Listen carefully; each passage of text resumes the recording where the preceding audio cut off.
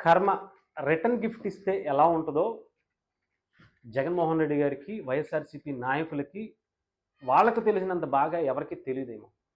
గత 5 ఏళ్లుగా 150 సీట్లు మేము గెలిచాం, రాష్ట్ర చరిత్రలో ఇదొక అద్భుతం అని చెప్పుకోవటమే కాకుండా ఆ అహంకారంతో విచ్చలవిడిగా మాటలు, తిట్టరాని తిట్లు, బూతులు, చేయరానటువంటి పనులు, అవినీతులు, అక్రమాలు, మాదే ఇంకా మొత్తం అంతా దోచేద్దాం, దాచేసుకుందాం అనుకునే టైప్లో చేసినటువంటి పనులకు కర్మ ఎంత ఘనంగా స్వాగతం పలుకుతుందో ఈసారి వైఎస్ఆర్సీపీ పార్టీని చూస్తేనే అర్థమవుతుంది.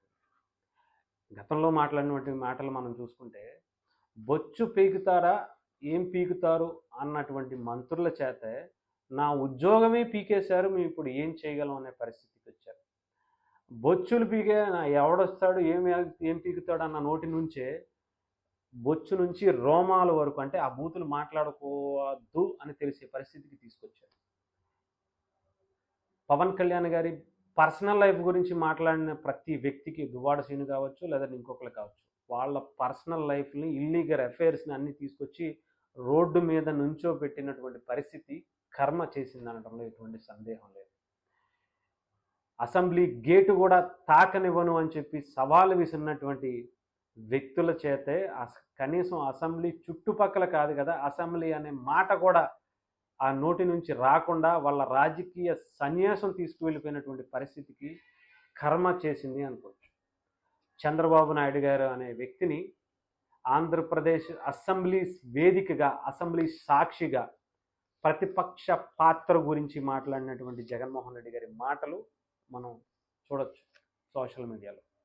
ఇంకొక 4 సీట్లు నీ దగ్గర నుంచి లాగేస్తే నీకు ప్రతిపక్ష పాత్ర కూడా పోద్ది, గుర్తుపెట్టుకో, పక్కన నవ్వుతుంటే లాగేస్తావా అని చెప్పి చంద్రబాబు గారు నవ్వుతుంటే, ఏంటి నవ్వుతున్నావు, జోక్గా ఉందా, చాలామంది టచ్లో ఉన్నారు నీ పార్టీకి సంబంధించినటువంటి వ్యక్తులు అని చెప్పి ఒక అహంకారంతో జగన్మోహన్ రెడ్డి గారు మాట్లాడినటువంటి మాటలు అసెంబ్లీ సాక్షిగా రికార్డ్స్లో ఉన్నటువంటి పరిస్థితికి సమాధానం ఈరోజు జగన్మోహన్ రెడ్డి గారు ప్రతిపక్ష పాత్ర దరిదాపుల్లో కూడా లేకుండా ఉండటం, ఇది ఆయన కర్మ రాసి ఉంటుంది అంటారు కదా, దానికి నిదర్శనం.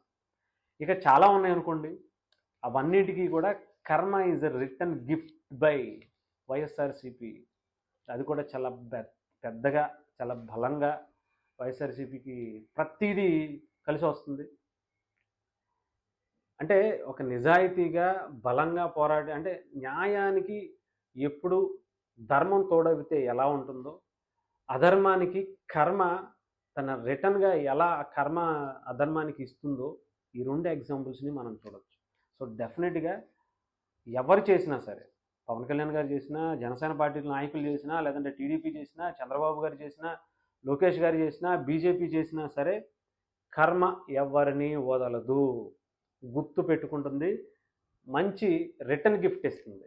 అది ఎప్పుడు, ఎక్కడ, ఎలా అనేది కర్మకి తెలిసినంతగా ఈ ప్రపంచంలో ఎవరికి తెలియదు అనటంలో ఎటువంటి సందేహం లేదు. జస్ట్ ఎగ్జాంపుల్, వైఎస్ఆర్సీపీ చేసినటువంటి పనులను, వాళ్ళు మాట్లాడినటువంటి మాటలను తిప్పి ఇప్పుడు చూస్తే వాళ్ళ పరిస్థితి ఏంటో చాలా క్లారిటీ, ఫుల్ క్లారిటీ చెప్పాలంటే 19mm స్క్రీన్ మీద వేసి చూపించినంత క్లారిటీగా కనిపిస్తుంది ఇప్పుడు ఆంధ్రప్రదేశ్లో అయితే.